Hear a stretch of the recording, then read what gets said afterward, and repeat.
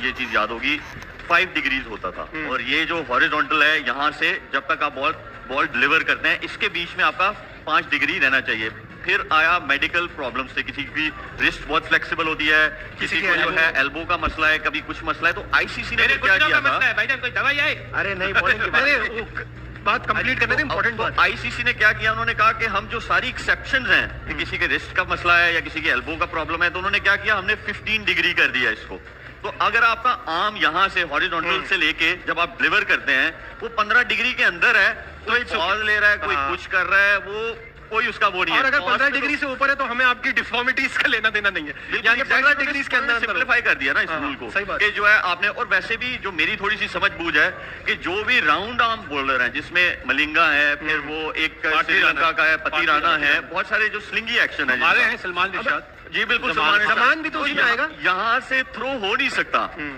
और 2 दफा उन्होंने मेरे ख्याल में एक्शन को क्लियर भी किया है। वो सिर्फ ये है कि हम लोग नेगेटिव साइड पे जाते हैं कि जब अगर आपसे कोई बॉलर नहीं खेला जा रहा तो उसकी कोई गलती निकाल दो, ऐसा नहीं होना चाहिए। उनका एक्शन बिल्कुल ठीक है। बॉलिंग एक्शन पर बड़े सारे तबसरे हो रहे हैं और हमसाया मुल्क से तो बड़ी आवाजें भी आ रही हैं, क्या कहेंगे आप परफॉर्मेंस पे?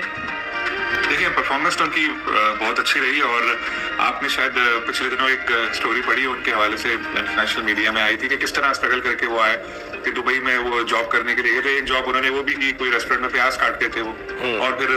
अफगानिस्तान तक में जॉब करने के लिए वो गए थे, लेकिन क्रिकेट का शौक नहीं छोड़ा, फिर आए, क्रिकेट में खेला और उन्होंने अपना नाम बनाया। तो बहुत मेहनती प्लेयर है और अब उनकी परफॉर्मेंस सामने आने लगी है, लेकिन उनका एक्शन थोड़ा अनयूजुअल है, और इस अनयूजुअल एक्शन की वजह से सारे जो हमारे मुखालफिन है ना, वो उनके पीछे पड़े हुए हैं और पड़ेंगे। पहले भी रिपोर्ट हो चुके हैं और अभी भी डर यही है कि किसी भी मैच में वो रिपोर्ट हो जाएंगे, क्योंकि जिस तरह से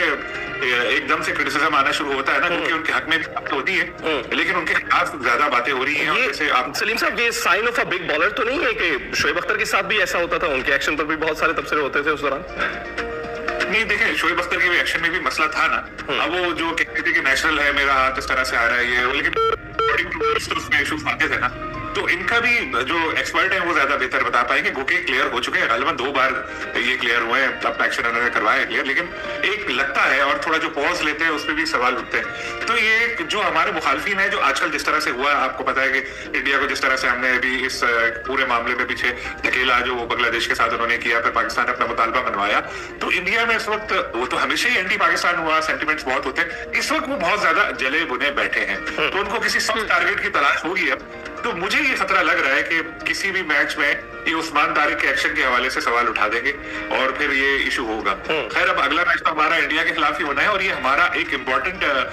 हथियार साबित हो सकते हैं उस मैच। साइकोलॉजिकल जंग हम जीत चुके हैं, वो मैच हमें वो ले जाए 5-6 विकेट पे, देखा जाएगा बाद में क्या हो। एक तो होता है कि फर्क, आपने फ्लिपर मारा, मतलब फ्लिपर मारने से ना वो एक तो जज हो जाता है बंदा ना कि यार ये फ्लिपर मार रहा है, कोई मुंह का एक्शन होगा, कोई हाथ कोई और तरीके से आ रहा होगा, यार ये जो कल बोल्ड मारा है, जो आज मीम भी बड़ी उस्मान खान की वायरल हो रही है पीछे विकेट के, वो मीम बनाई हुई है लोगों ने, तो वो जो मीम के है वो उस्मान खान पीछे ना विकेट के पीछे, यानी कि इस काइंड ऑफ इशारा कर रहा है कि इधर ही बॉल करो, वो क्योंकि लेफ्ट जो लेग विकेट थी वो बिल्कुल छोड़ चुका था, इनके तीनों स्टंप नजर आ रही थी, तो वो उस्मान खान अंदर ही खड़ा था, तो उसने